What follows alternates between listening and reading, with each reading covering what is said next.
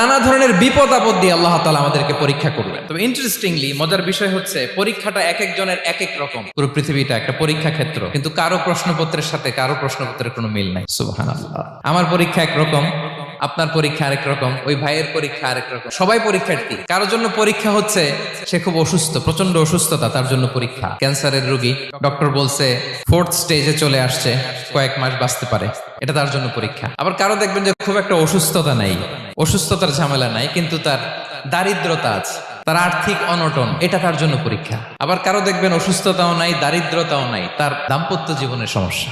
অনেকের দেখবেন এগুলো কোনোটাই সমস্যা না, তার ছেলে কথা শোনে না, মাদকাসক্ত, আহা, রিহ্যাবে পাঠায়, আবার আসে, আবার গাঁজা খাওয়া শুরু করে। আছে না নাই বলেন?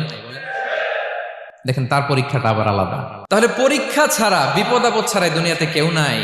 পরীক্ষা দিয়ে দিয়েই নিজেকে প্রমাণ করতে হবে। আর এক একজনের পরীক্ষাটা এক এক রকম।